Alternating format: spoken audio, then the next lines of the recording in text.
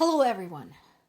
Multiple news sources are talking about Russia's claims to have used a nuclear capable missile to strike Western Ukraine.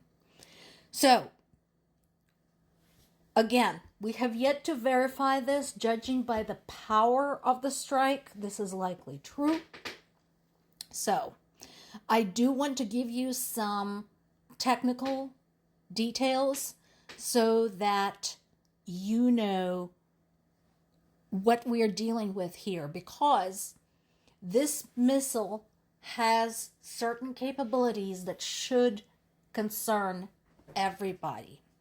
So, first of all, it is nuclear capable. So, it was not carrying a nuclear warhead this time, but it can.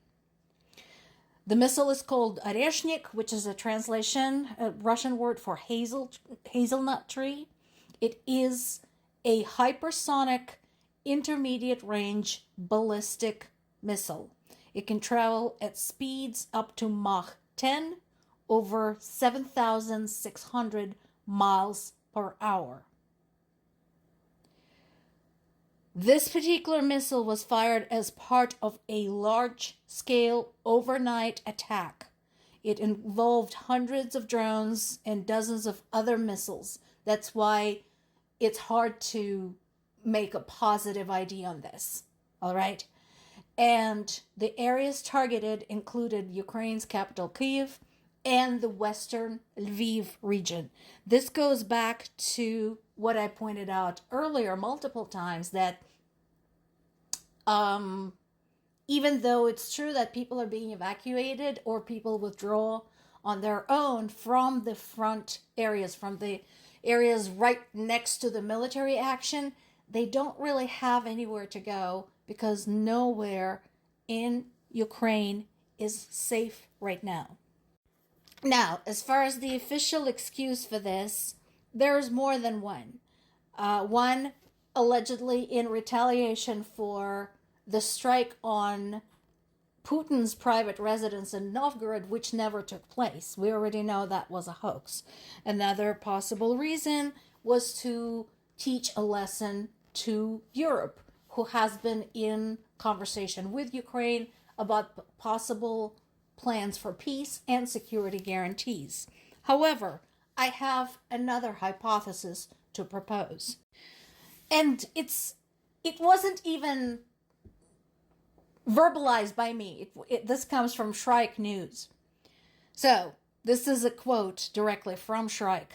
I'd like to remind you that Russia attacks for the same reason as a rabid dog bites, because it wants to and because it can. That is why I don't see particular point in poring over what Putin wanted to say with the strike. Putin wanted to say that he is a fucking asshole. And he managed it. Again, congratulations on his success. As the result of additional strikes against Ukrainian southeast, and that is my home region, Zaporizhia, is also southeast. 1 million people spent hours without heat and water in the middle of Ukrainian winter.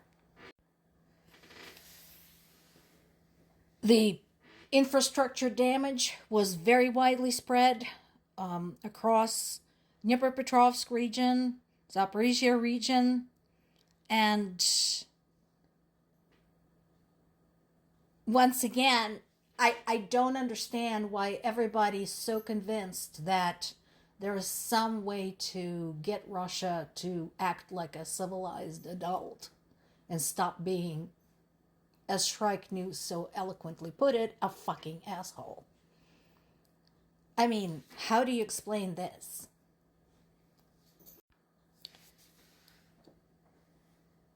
The emergency facilities such as hospitals, water facilities, other critical services had to operate on backup systems. Thank goodness for the backup systems. That is something that, in addition to the drone development, has reached new heights in Ukraine. Backups, redundancies, repairs, restorations, all of that is, I think, beyond what anyone can imagine at this point. I think actually emergency response services from around the world should go and learn in Ukraine. I think they might pick up a thing or two. So some of the services have been restored, thank goodness. And there is no end in sight. And no, there is no military sense in these strikes on the energy sector, Zelensky said. But again, the reason they take place is because Putin knows that he wants to and he can.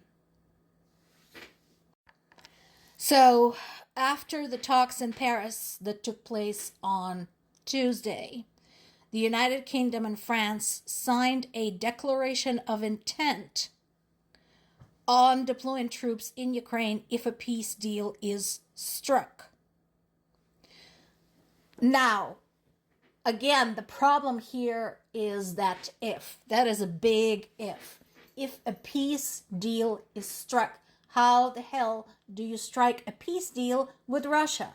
And of course, Moscow immediately said that they would consider any foreign forces on Ukrainian territory a legitimate target.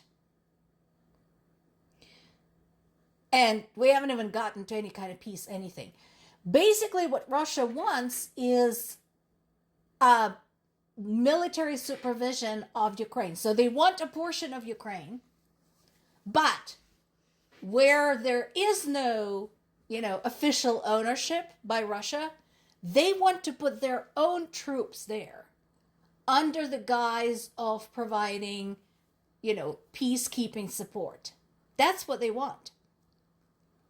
And so again, I don't know what the point is in developing all these peace plans over and over, whatever number of points they contain, 28, 20, whatever, considering the other side is just not interested.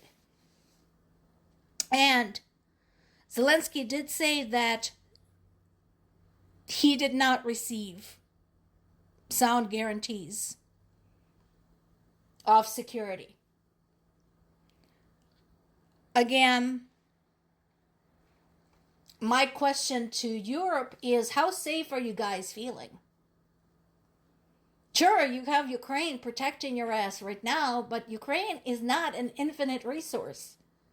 And Ukraine is suffering, and Ukraine is being destroyed. How safe do you feel? How do you feel about that nuclear-capable missile strike? What are you waiting for? Where does it have to land next time? Remember, I showed you guys a map. Lviv is only a couple of hours away from Poland. You can drive from there to there. What if it went off course? What if there was a mistake in calculations? Is that what you're waiting for? Just asking.